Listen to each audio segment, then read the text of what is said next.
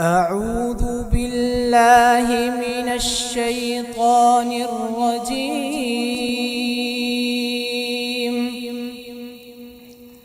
بسم الله الرحمن الرحيم.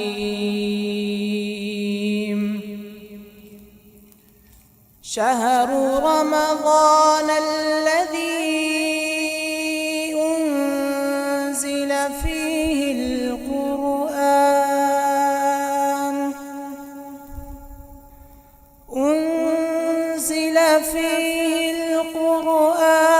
هدى للناس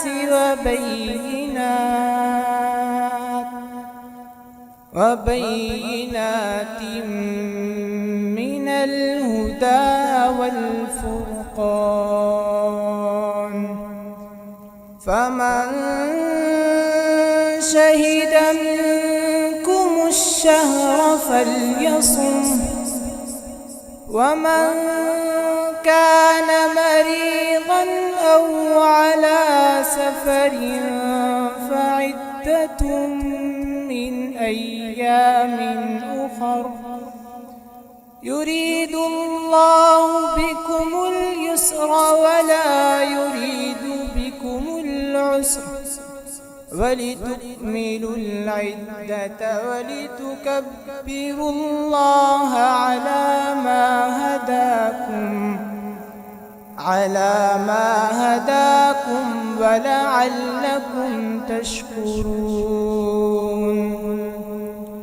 وإذا سألك عبادي عني فإني قريب أجيب دعوة الداع إذا دعان، فليستجيبوا لي وليؤمنوا بي لعلهم يرشدون. أحل لكم ليلة الصيام الرفث إلى نسائكم هن لباس لكم وأنتم لباس لهن، علم الله أنكم كنتم تختانون